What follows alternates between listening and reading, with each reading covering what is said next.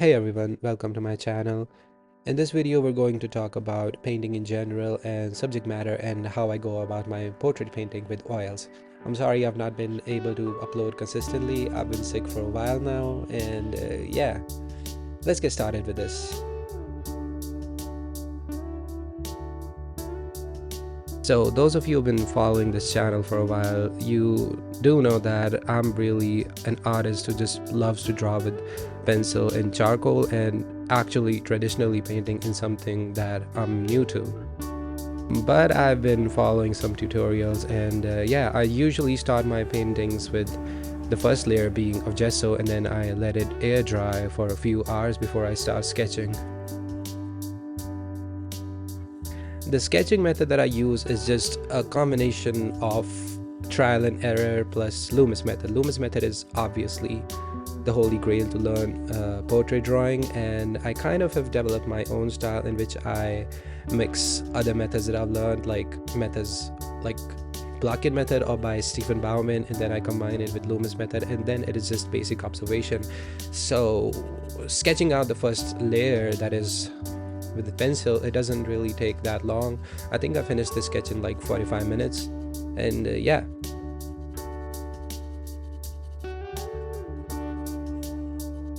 I usually sit for around an hour before I recalibrate and just take a 15 to 20 minutes rest if I'm in a 3 to 4 hour long session, because my observation skills, they kind of taper off after that long, so I need to take some time off. Okay, so when it comes to painting, I usually like to establish the dark areas which are not receiving that much light as the base foundation, and that is where I build up the rest of the painting from. When I'm doing this, I'm often rechecking the proportions and making any adjustments so the likeness is there and the face looks familiar.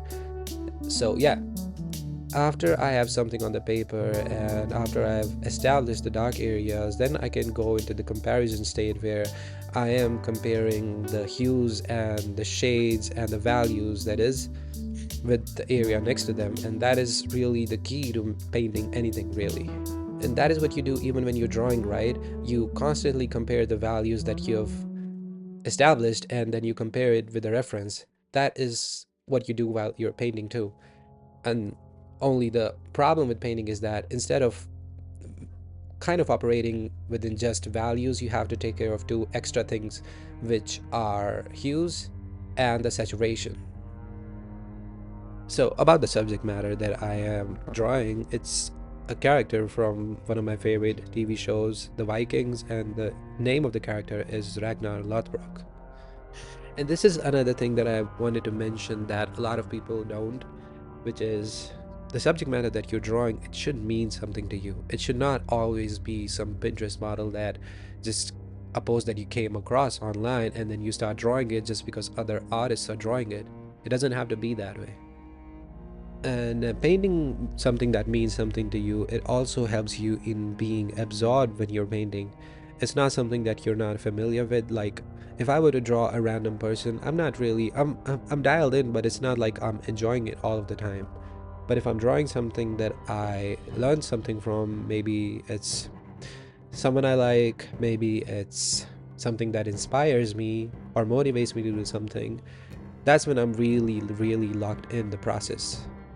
And it's not like this is the first time I'm drawing this character. This character inspires me because unlike the other Purushottam kind of characters that are really perfect, that are not really flawed, they're absolutely making right decisions all of the time, Ragnar is not like that. He's like all of us. He's flawed, he has vices, he makes mistakes, and that is something that I resonate with. It's not like some perfect character.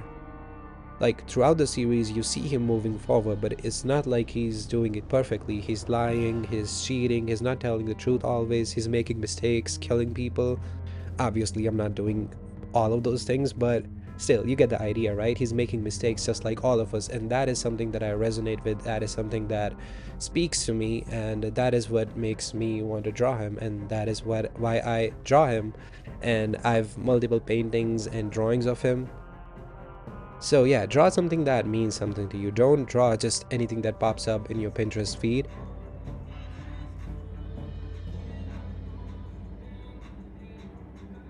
I do wish that I finished this piece fast, but hopefully I'll be more consistent from tomorrow. And yeah, I think this is a good point to wrap this up. And I hope you liked the video. And yeah, I will see you in the next one.